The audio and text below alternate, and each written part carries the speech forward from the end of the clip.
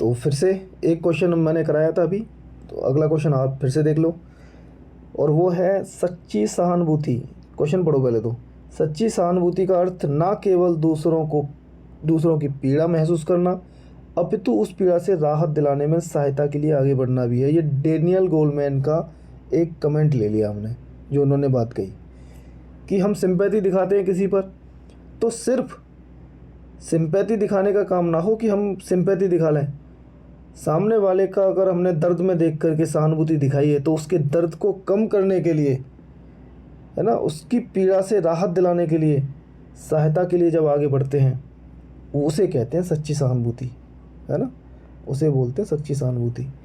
ये है कमेंट। अब आपको इसे लिखना है। इस तरीके के भी क्वेश्चन आते हैं कि कभी गांधी जी का कोट ले लिया, कभी स्वामी विवेकानंद जी का कोट ले लिया, कभी राजा राम मोहन राय जी का कोट ले लिया, और उस कोट पे आपको लिखना होता है अपने प्रेजेंट टाइम की सिचुएशनों को जोड़ करके, परिस्थितियों को जोड़ करके, कि वो जो कोट दी गई है वो किस तरीके से दी गई है, वो क्या कहना चाहती है।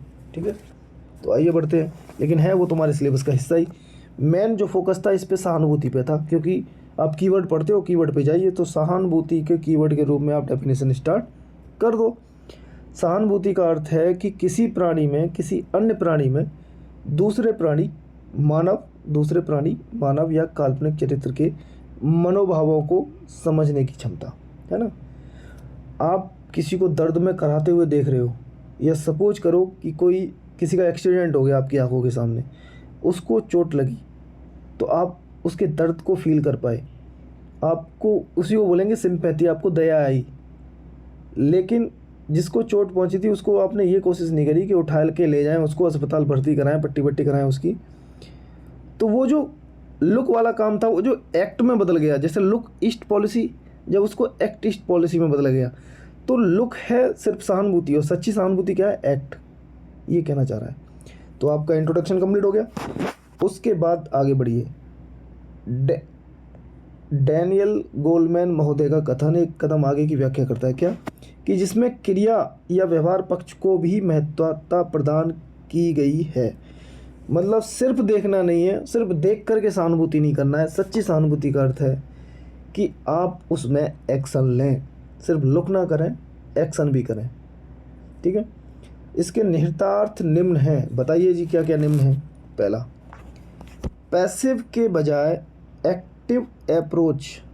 ठीक है, सोचना अच्छा है मगर उस पर कार्य करना उससे भी अधिक अच्छा है। आप किसी चीज़ के बारे में सोच रहे हो, वो अच्छा है, ठीक है, लेकिन उससे भी अच्छा है कि उस पर आप कार्य करें। वही लुक कर रहे हो, एक्ट करो ना। ठीक है ना, तो पहला तो ये है।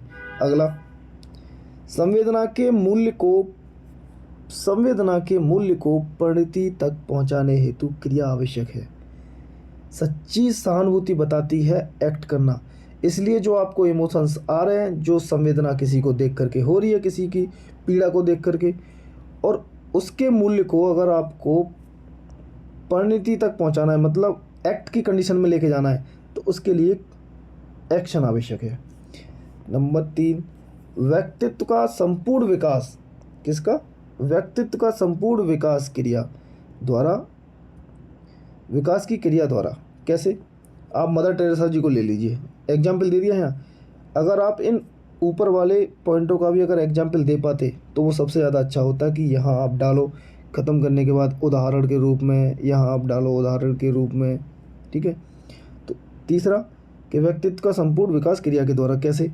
तो यहाँ ये एग्जाम्पल ये कि मदर टेरेसा यदि केवल पीड़ा से द्रवित होती, मदद का प्रयास ना करती, तो आज शायद हम उन्हें नहीं जानते।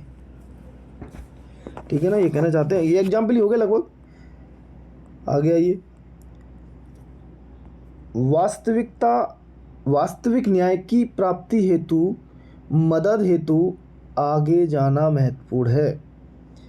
अगर आप वास्तविक न्याय की बात करते हैं, जब हम सामाजिक न्याय की बात करते हैं, तो कोई अगर पीड़ित है तो सिर्फ उस पर दया भाव कर दिया, हाँ बहुत दर्द हो रहा है उसको, हमने देखा था उसको, मेरा तो कलेजा धक से बैठ गया। ना ना ना, जब धक से बैठा था ना, तो सामने वाले की आप हेल्प करते, जिससे कि दोबारा देख करके कहीं धक से ना बैठ जाए, उसकी स्थिति को ऊंचा करने की कोशिश करते, उसके दर्द को कम करने की कोशिश करते।